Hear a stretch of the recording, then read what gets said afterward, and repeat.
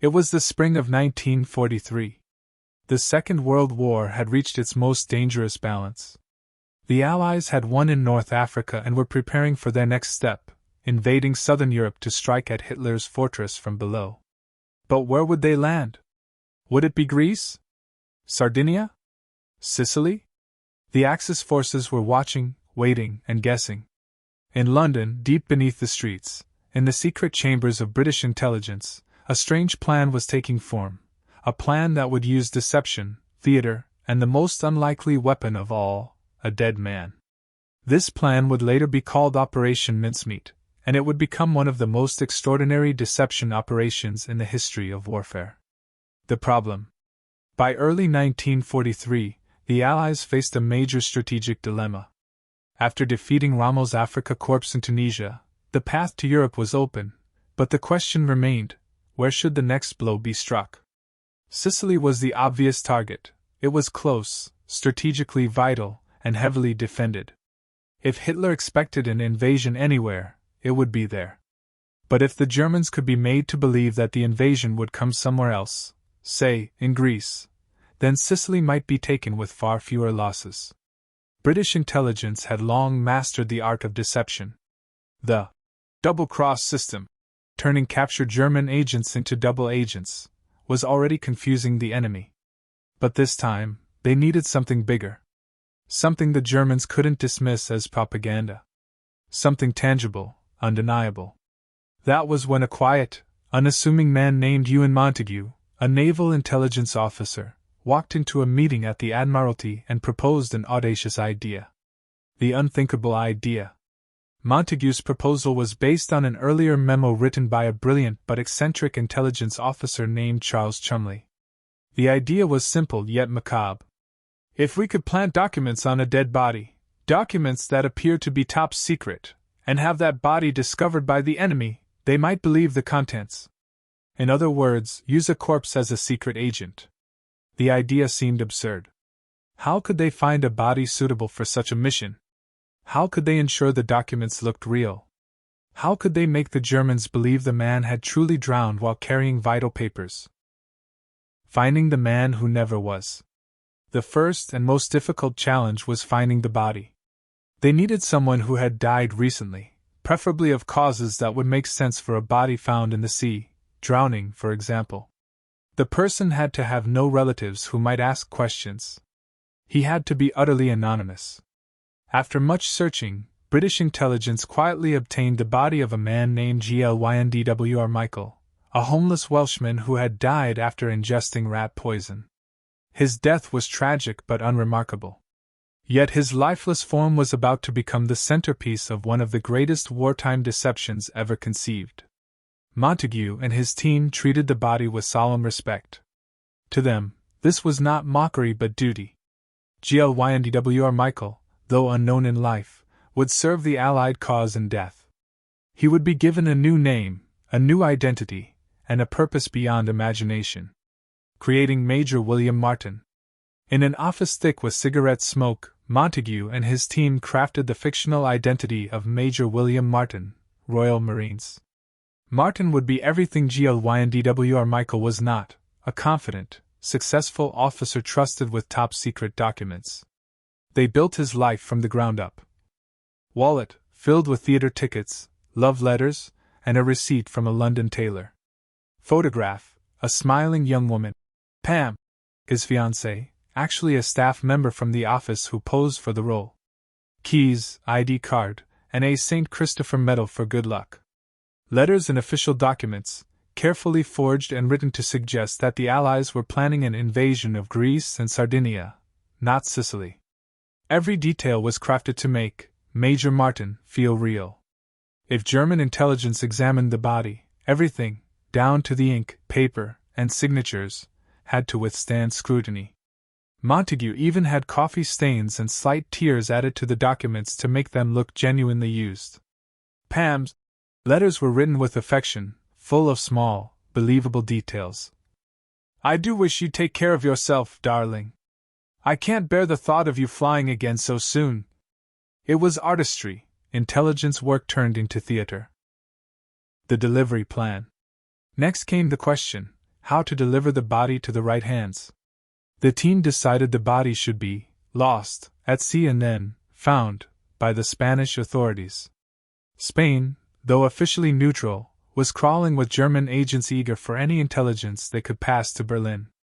A Royal Navy submarine, HMS Seraph, was assigned to the mission. Its commander, Bill Jewell, was briefed under the strictest secrecy. Only a handful of men in the entire world knew what the operation really meant. The plan was daring. The submarine would carry the body in a sealed canister filled with dry ice to preserve it. Then, under the cover of night, it would surface off the coast of Spain and release the corpse into the sea, letting the waves carry it ashore near the city of Huelva, a region known for German espionage activity.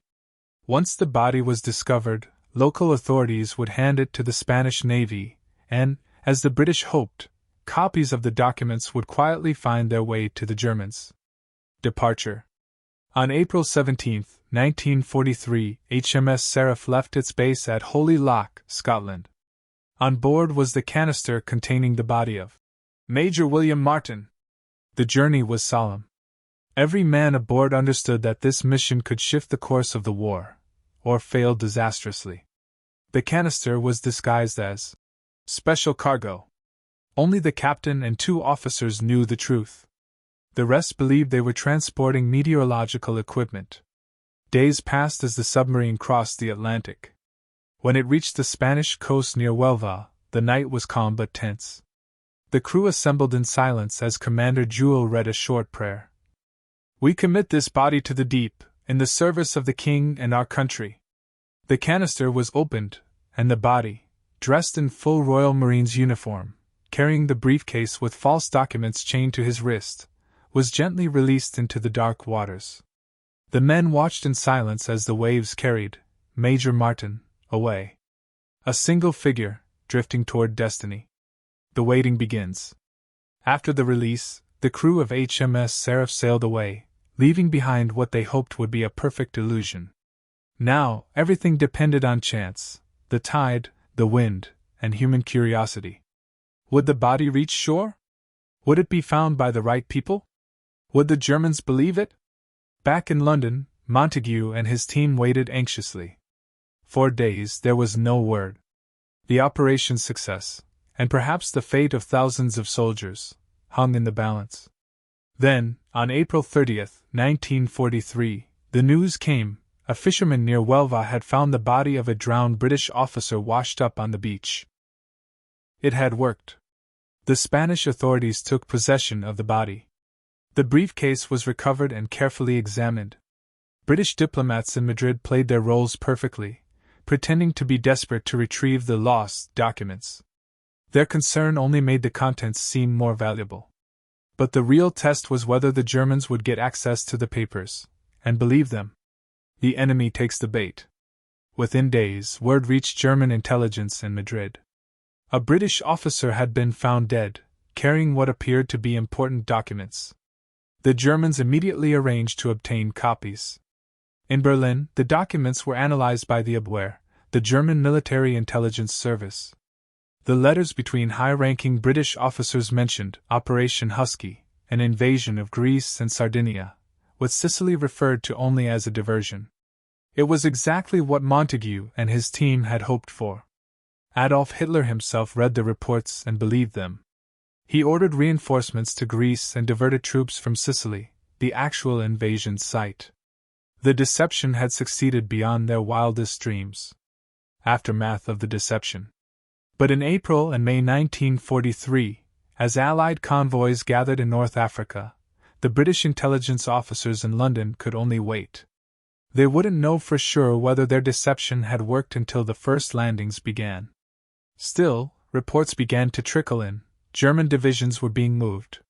Sicily's defenses were thinning. The Abwehr was convinced the documents were genuine. Major William Martin, a man who had never existed in life, had become a key figure in one of the greatest strategic victories of the war. And as the sun rose over the calm Mediterranean, the body of a Welsh drifter, long forgotten by the world, had fooled Hitler himself. It was early May 1943. The Mediterranean shimmered under the morning sun, calm and deceptively peaceful. In London, inside the dusty, crowded offices of naval intelligence, Ewan Montague sat at his desk, his eyes fixed on the teletype machine. Every few minutes, it clattered to life, spitting out new fragments of intercepted messages. Most were routine. But today, they were waiting for something else, confirmation that the bait had been taken. Montague was not a man easily shaken. A barrister by training and a naval officer by necessity, he had seen deception work before. But this, Operation Mincemeat, was different. It was personal. The plan was so fragile, so absurd, that even the smallest misstep could expose it. As the reports trickled in, tension filled the room. Somewhere, across the continent, in Berlin and Madrid, powerful men were trying to decide whether to trust the contents of a dead man's briefcase. Madrid, the body and the briefcase. Meanwhile, in Spain, the drama was unfolding exactly as Montague had hoped. The body of Major William Martin had been discovered floating near the beach at Huelva by a local fisherman. The Spanish authorities retrieved it quickly, as per procedure, and word spread among the local officials that the dead man was a British officer. The briefcase, still chained to his wrist, was sent to the Spanish Naval Command. There, the most critical step of the entire operation began, the delicate dance of espionage and diplomacy. On the surface, Britain and Spain were neutral allies, politely distant. But under that calm surface was a web of spies, counter-spies, and secret loyalties. Madrid was crawling with German intelligence officers, particularly men of the Abwehr, Hitler's military intelligence agency. One of the most dangerous among them was Admiral Wilhelm Canaris, the head of the Abwehr, a man as cunning as he was disillusioned with the Nazi regime. He had built a vast network of informants across Europe, and his agents in Spain were among the best. It took only days for the Germans to hear whispers of the dead British officer with important documents. Soon, a coded message left Madrid for Berlin. A body of a British officer has been recovered near Huelva. Documents possibly of interest. Berlin's response was immediate. Obtain copies of all documents. Report authenticity. And thus began one of the most intricate spy games of the war. The British performance. Back in Madrid, British diplomats began their own act, a performance of desperation. Sir Samuel Hoare, the British ambassador to Spain, played his role brilliantly. Acting under instructions from London, he began urgently requesting the return of the briefcase. His tone was alarmed but cautious, not too forceful, just enough to suggest the documents were sensitive. This was exactly what Montague had planned. If the British appeared too calm, the Spanish, and therefore the Germans, might assume the documents were fake.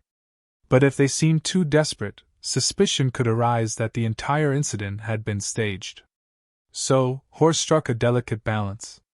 He expressed grave concern over the missing briefcase, sent formal diplomatic notes, and quietly reminded Spanish officials that the documents might contain information vital to the war effort. To German ears, listening through their contacts, it sounded convincing. The Germans move in. In a dimly lit cafe in Madrid, two men sat at a corner table, pretending to read newspapers. One was Spanish, the other German. Their meeting lasted less than 15 minutes. When they left, the Spanish officer carried a small envelope containing photographs of the recovered documents. The photographs were quickly dispatched to Berlin by diplomatic courier. Within days, they reached the desks of senior Abwehr officers. Among them was a report summarizing the letters found on Major Martin. A personal letter from General Nye to General Alexander. Notes implying that Greece and Sardinia were the real Allied invasion targets. A reference to Operation Husky, described as a diversion. The documents appeared authentic in every detail: typewriter font, stationery, signatures. Everything checked out. To further strengthen the illusion, Montague's team in London had planted subtle background noise, conversations among diplomats, small mentions in controlled communications, and double agents whispering hints about Greek preparations. The deception web was complete. When the Germans cross-checked the contents of the documents with their other intelligence sources, it all seemed to align. Hitler's attention. In Berlin, The documents landed on the desk of Adolf Hitler himself. The Führer had long believed that the Allies would try to strike through the Balkans. The forged letters reinforced his conviction. According to the intercepted German communications later analyzed by the Allies, Hitler read the report and remarked, "This confirms what I suspected. The attack will come through Greece and the Peloponnese." He immediately ordered reinforcements to be moved to Greece and the surrounding regions. Divisions that might have defended Sicily were now redeployed hundreds of miles away. In London, when this news reached the intelligence circles, the mood was electric. Montague and Chumley exchanged silent, knowing smiles. The operation was working. But it was not yet time to celebrate. The true test would come when the Allied invasion actually began. Doubts and risks. Not everyone in Germany was convinced. Within the Abwehr, some officers, especially the analytical minds, questioned whether the documents might have been planted. One skeptical officer pointed out, "It is possible the English wanted us to find this. Why else would they allow such papers to travel by air with a single officer?"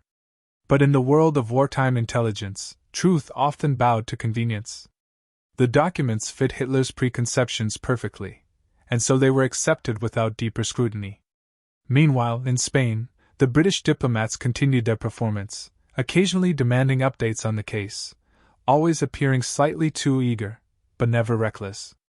The Spanish, flattered by the attention, returned the briefcase after a few days, intact, but not before the Germans had secretly photographed every page. Back in London. When the briefcase finally arrived back in Britain, Montague and his team examined it closely. Using magnifying lenses, they checked every fold, every page, every corner of the documents. They were searching for the tiniest signs that the papers had been tampered with. And then they saw it, faint impressions where the papers had been unfolded and refolded differently. A small salt stain that hadn't been there before. That was all the proof they needed. The Germans had opened the documents. Montague leaned back in his chair and smiled. "They took the bait," he said quietly. Operation Mincemeat had entered its second phase, waiting for the outcome on the battlefield. A world in motion. As May turned into June 1943, the Mediterranean theater buzzed with activity. Allied convoys were gathering in North Africa. Airfields filled with bombers and fighters. The invasion fleet, the largest since D-Day, was being assembled under the utmost secrecy. Meanwhile, German divisions were moving east, away from Sicily, toward Greece and the Balkans. Luftwaffe reconnaissance aircraft flew over the Aegean, scanning for Allied ships that weren't there. In London, intercepts from Bletchley Park, the code-breaking center, confirmed it. German command believed the main invasion would strike Greece. Every decrypted message brought relief and disbelief in equal measure. The deception had not only worked, it had exceeded expectations. Operation Husky approaches. By early July 1943, everything was ready. The code name for the invasion of Sicily was Operation Husky. Hundreds of ships, thousands of aircraft, and over 160,000 men stood ready to storm the beaches. On the night of July 9th, the invasion fleet moved out.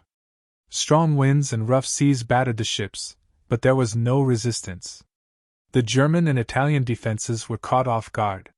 When Allied paratroopers landed, they met confusion rather than heavy fire.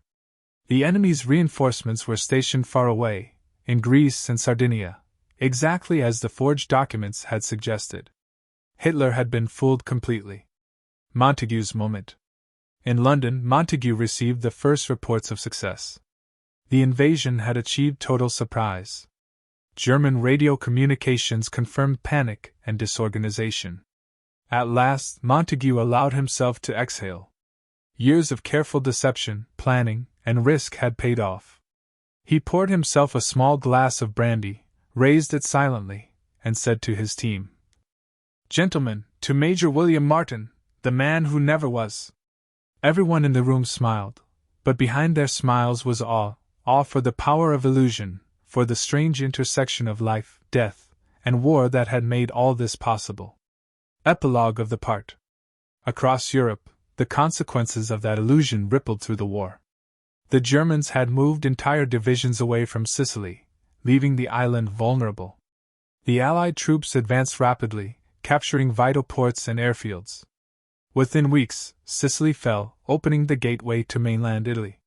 The success of Operation Mincemeat shortened the war, saved thousands of Allied lives, and demonstrated that intelligence and imagination could be as powerful as bullets and bombs. But behind the victory was a quiet truth. A dead man named WWII Michael, who had become Major William Martin, had played the most critical role of all. His name would remain classified for decades. To the world, he was simply the man who never was. Berlin, 1943.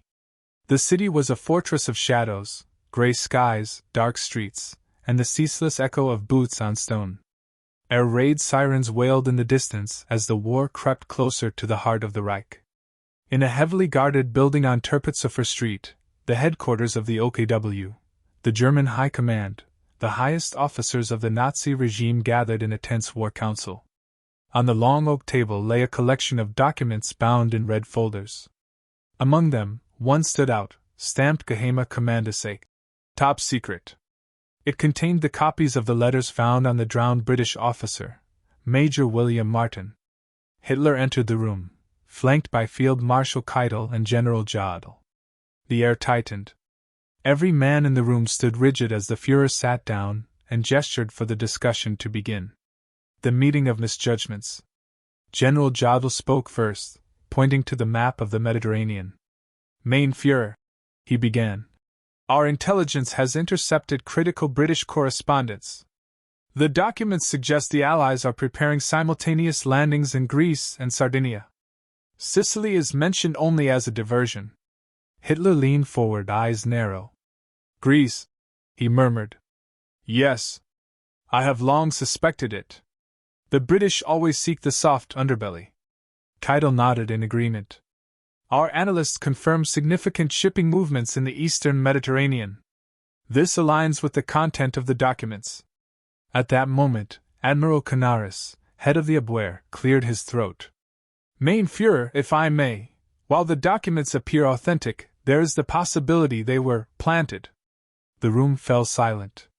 Hitler turned his gaze on Canaris, sharp, cold, and unblinking.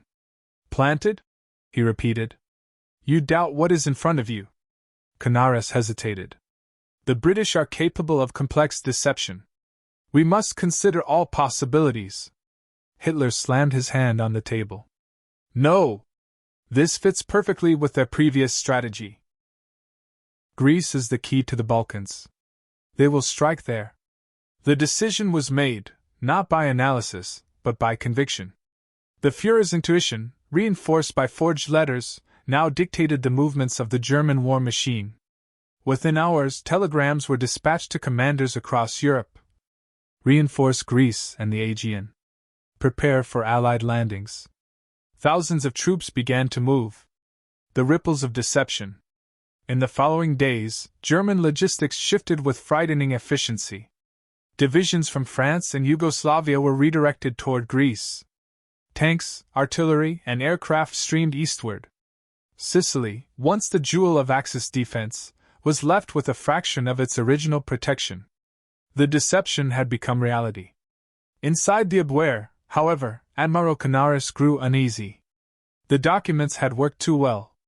He ordered his own men to investigate the British officer's background. The result was precisely what London had designed. The Spanish death report confirmed drowning, British embassy memos showed concern, and the personal effects of Major Martin, the love letters, the wallet, the photograph of Pam, all painted a picture of authenticity. There were no cracks in the illusion. Canaris filed his report. No indication of deception. Documents appear genuine. And with that, Operation Mincemeat achieved full penetration into the highest levels of the Reich. A man who never existed. In London, Montague and Chumley received decrypted German communications from Bletchley Park confirming the success. But for them, the victory was bittersweet. They often found themselves thinking about the man whose body had made it possible, WWII Michael. His name remained secret, his sacrifice unacknowledged. One evening, as rain drummed softly against the windows of their office, Montague sat alone, looking at the photograph of Pam, the fictional fiancée, that had been planted on the body. He whispered to himself, "You saved more lives than any soldier could." It was a haunting thought. A man who never lived had changed the course of history. Berlin's doubt. Weeks later, however, cracks began to appear in the confidence of some German officers. Reports from Sicily spoke of increasing Allied naval activity. Reconnaissance pilots sent back images of vast armadas assembling near North Africa. Colonel Alexis von Wren, an intelligence analyst respected for his rational mind, brought the issue to the attention of General Jodl. "Sir," he said cautiously, "our reconnaissance contradicts the Major Martin documents. Sicily appears heavily targeted." Jodl frowned. "The Führer believes otherwise." Von Wren hesitated, then added quietly, "Belief is not intelligence, Herr General." But logic could not challenge Hitler's certainty. The Führer dismissed the reports as Allied feints. "They are trying to distract us," he declared. "The blow will fall on Greece." And so, the Wehrmacht continued to prepare for an invasion that would never come, the other front. Meanwhile, life in Berlin grew increasingly grim. Bombings intensified.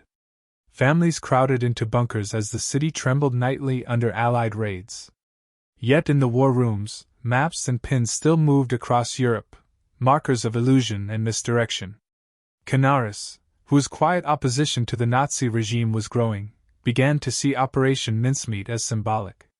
He confided to a close aide, "It is not only their trick that succeeds. It is our blindness that destroys us." But even as doubts spread, the orders from above remained unchanged. The Sicilian Trap. July 9, 1943. The night sky over the Mediterranean erupted with flashes of lightning and aircraft. Operation Husky, the Allied invasion of Sicily, had begun. On the beaches near Gela and Piceno, paratroopers descended into chaos. Waves battered the landing craft, yet the resistance was far lighter than expected. The German divisions that could have defended the island were still entrenched in Greece and Sardinia, hundreds of miles away. Hitler's deception-induced misjudgment had left Sicily vulnerable. In Berlin, the first reports of the invasion reached the High Command at dawn. Confusion reigned. Keitel demanded explanations. Jodl blamed faulty reconnaissance. Hitler, furious but incredulous, shouted, "No! This is a diversion! The real attack will come in Greece!" Even as Allied forces captured Sicilian airfields and ports, he refused to believe reality. For 2 crucial weeks, he held back reinforcements, convinced that the true invasion was yet to come. By the time he finally accepted the truth, Sicily was lost. A silent victory. In London, the victory of deception was celebrated in silence. No headlines, no parades, only coded cables exchanged between intelligence offices. Montague received a message from the Admiralty. "Operation Mincemeat successful beyond expectation. Casualties reduced. Enemy fully deceived." He read it twice, then placed it carefully in his drawer. The work of deception was never about glory. It was about results, unseen, unspoken, but monumental. Later that evening, Montague met with Chumley over brandy. "Well," Chumley said with a half-smile, "it seems our dead man won the war before it began." Montague nodded. "Let's just hope history remembers him." Aftermath in Berlin. For the German High Command, the loss of Sicily marked a psychological turning point. The illusion had shattered. The invincible image of Nazi intelligence had been pierced by a ghost. Within the Abwehr, quiet investigations began. Some officers whispered that perhaps the documents had been British deception after all. But it was too late. The damage was done. When Canaris read the final post-operation assessment, he closed the files slowly. He said softly, almost to himself, "The dead man won." Hitler, enraged by the failure, began to distrust the Abwehr.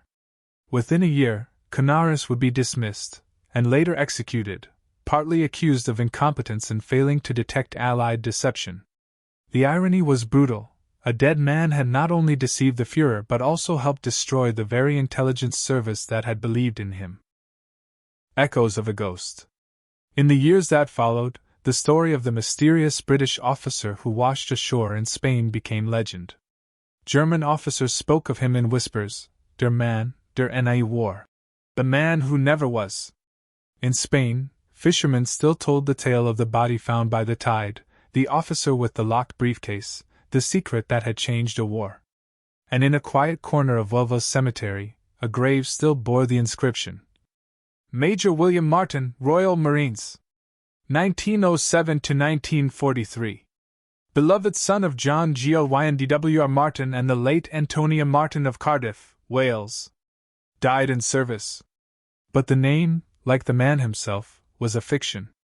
The end of the Shadow War. By the end of 1943, the Allies had landed in Italy, Mussolini had been deposed, and the Axis forces were retreating. The success of Operation Mincemeat had opened the road to Rome and ultimately to the fall of the Third Reich. Yet, in the smoky corridors of intelligence, the lesson of that deception lingered. Wars could be won not only by strength but by imagination, and by ghosts. As Montague wrote in his private notes years later, "Sometimes, to save the living, we must trust the dead." London, late 1943. The war had shifted. Sicily was in Allied hands, Italy was collapsing, and Hitler's forces were retreating north. Inside the dimly lit offices of British naval intelligence, the architects of Operation Mincemeat, Ewan Montague and Charles Chumley, watched the tide of the war turning exactly as they had hoped. But victory in the world of deception never came without ghosts. Echoes of the dead. Montague often worked late, his desk littered with reports and intercepted communications.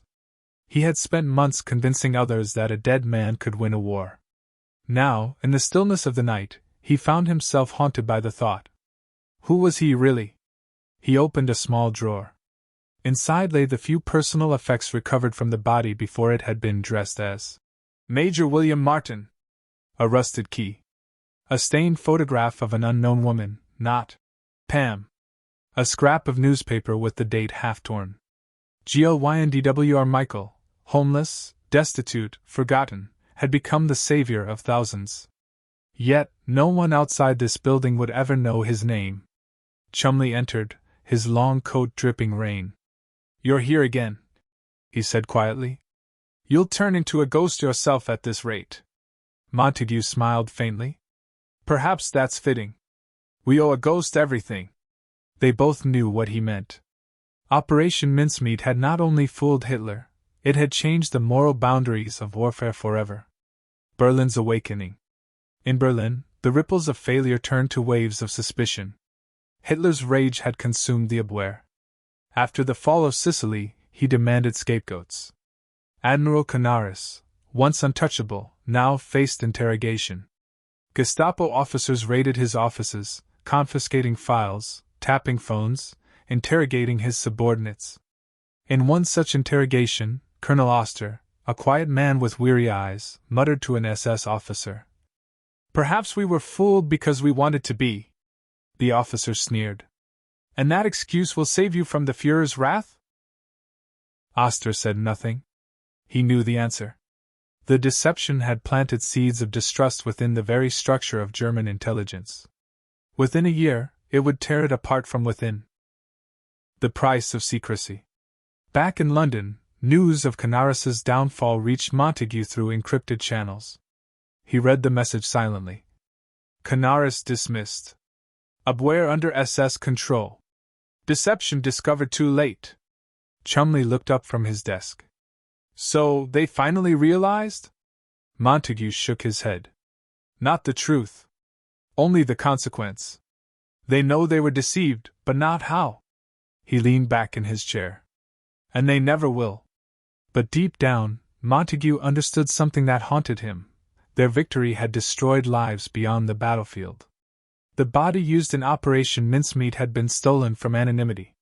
The Spanish officials who found him were manipulated. Even German officers, many of whom were not monsters but patriots, had been led to their deaths based on forged words. For every battle saved by deception, another soul was consumed by it. Whispers in Spain. In the coastal town of Huelva, Spain, the site where Major Martin's body had first washed ashore, the locals still whispered about the English ghost. Fishermen claimed the tide had changed after his arrival. Some said his spirit guarded the harbor, others that he cursed it. One day, a Spanish undertaker who had handled the body received an envelope through the British consulate. Inside was a simple letter of gratitude. For your respectful service to a fallen officer of His Majesty's forces. You honored a hero, though you never knew his name. The undertaker never knew who sent it. But he often visited the grave afterward, placing a fresh flower upon the stone marked Major William Martin. The turning point. December 1943. The war in Italy dragged on. Snow covered the ruins of Naples, and Allied soldiers pushed through the mountains toward Monte Cassino. Operation Mincemeat had bought them time and surprise, but the cost in blood continued to climb. At Bletchley Park, codebreakers intercepted more German communications confirming that the deception still lingered. Even months later, Hitler remained obsessed with defending Greece. Montague read the reports with a grim satisfaction. The lie has outlived the war it was meant to serve, he said. Chumley nodded. Then maybe we've learned something about truth. It's not what's real, it's what's believed. The hidden battle. As the Allies advanced, the Germans grew more paranoid. Hitler's trust in his commanders eroded. Every failure was blamed on betrayal, every loss on sabotage. In March 1944, Canaris was officially arrested, accused of treason. Documents forged by Operation Mincemeat were used as evidence of his negligence. He knew the irony, and when questioned, he only replied, "Perhaps the dead man fooled us all." He was executed a year later. The Ghost's legacy. When the war finally ended in 1945, Europe lay in ruins. In London, Montague received a sealed envelope marked for his eyes only. Inside was a memo from the Admiralty. Operation Mincemeat classified indefinitely. The identity of the body to remain undisclosed. He stared at the words. Then he placed the letter beside the old photograph of the fictional fiancée, Pam. For years, he visited Street Pancras Cemetery in secret, where an unmarked file lay in Naval Intelligence Archives under a false code, M13. Inside it was GLYNDWR Michael's true name, and the few details known of his life. No medals. No recognition. Just silence. Spain, 1950. 7 years later, a British diplomat visited Huelva to ensure the grave of Major Martin was being maintained. He found the cemetery quiet, the stone worn but intact. He laid a wreath and whispered, "You changed the war." Nearby, a local boy watched curiously. "Senor?" he asked. "Who was Major Martin?" The diplomat smiled faintly. "A man who never was." The boy didn't understand. But he would remember the phrase. The burden of memory. Back in Britain, Montague grew older. He rarely spoke of mincemeat, though the operation haunted his dreams. Sometimes he imagined GLYNDWR Michael standing in the corner of his office, silent, expressionless, yet somehow grateful. When Montague finally wrote his memoir, he struggled with one question. Was it right? The deception had saved tens of thousands of lives. But it had also used a human being, someone lost, forgotten, voiceless, as a weapon. He wrote in his notes, never published. War demands sacrifices from the living. But sometimes it demands even more from the dead. Berlin's collapse. By 1945, the deception that began with one corpse had contributed to the unraveling of the Reich. Hitler, isolated in his bunker, no longer trusted his generals. The once feared Abwehr was dissolved. The shadow of mincemeat still lingered in the minds of those who survived. A former intelligence officer later wrote in his diary, "It was not the bombs that broke us first, it was the lies we believed." The ghost restored. In 1996, decades after the war, British officials quietly acknowledged the truth. The man buried in Huelva was not Major William Martin but GLYNDWR Michael, a Welshman who had died alone in London. Historians uncovered the files, pieced together the deception, and restored his name. A new plaque was added to the grave. GLYNDWR Michael served as Major William Martin, Royal Marines. His sacrifice helped bring victory to the Allied cause. And so, after more than 50 years, the man who never was finally became someone again. The final reflection. Every war creates heroes. Some are celebrated in medals and parades. Others remain unseen, buried beneath lies crafted for the greater good. Operation Mincemeat was a triumph of imagination over power, a victory written not in blood but in deception. Yet behind its brilliance lay the deepest question of all. Is truth a weapon, or a casualty? In the quiet of his retirement, Montague often walked by the Thames, watching the river's slow current. He once said to a young officer who recognized him, "The river forgets nothing. It carries everything with it, the dead, the living, and the lives that saved them." The young officer didn't know what to say. Montague simply smiled, turned, and continued walking into the mist. The war in Europe was over. By May 1945, the Allied forces had pushed the Nazis back into Germany, the Third Reich was collapsing, and the world was beginning to breathe again. Yet, in the quiet corners of London, the architects of one of the greatest deceptions in history reflected on what had been accomplished, and at what cost. Ewan Montague sat in his office at the Admiralty, surrounded by stacks of reports, classified memos, and letters that would never see the light of day. Operation Mincemeat had succeeded beyond imagination. Thousands of lives had been saved, entire divisions had been misled, and the invasion of Sicily had gone smoother than anyone could have hoped. But Montague was haunted. He often thought about the man who had made it all possible, GLYNDWR Michael, the homeless Welshman who had become Major William Martin. A man who had never existed in the eyes of the world, yet whose death had altered the course of history. The aftermath in Spain. Huelva remained quiet.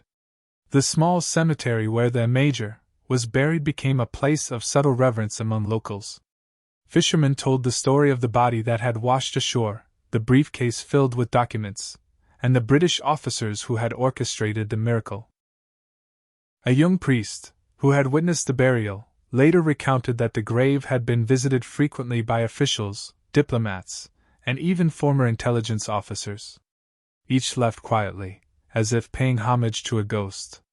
The body remained anonymous in the official records, but in the hearts of those who knew, he had become a symbol, a testament to sacrifice, ingenuity, and the unseen forces that shape war. Montague's reflection. Back in London, Montague often reflected on the lessons of mincemeat. In private, he confided to Chumley, "War is not fought only with guns and tanks. Sometimes it is fought with lies, with shadows, with the imagination of men." Chumley nodded.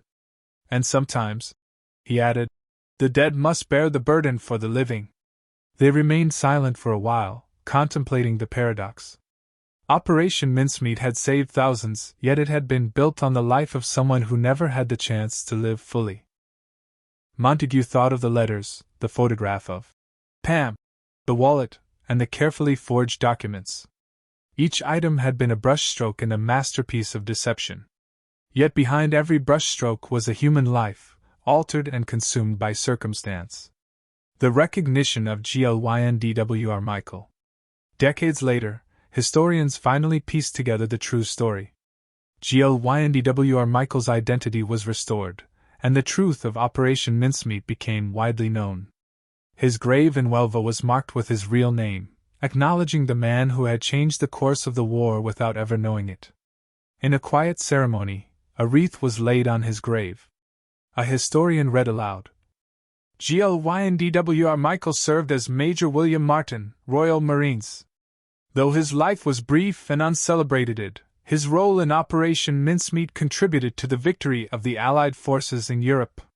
For the first time, the ghost of the man who never was had a name, and a story that would be remembered. The legacy of deception. Operation Mincemeat had proven that intelligence, creativity, and courage could shape the outcomes of battles as decisively as armies and weapons. Military academies would study it for decades as a model of psychological warfare, misdirection, and strategic deception. Montague's personal notes, once classified, revealed his own philosophical reflection.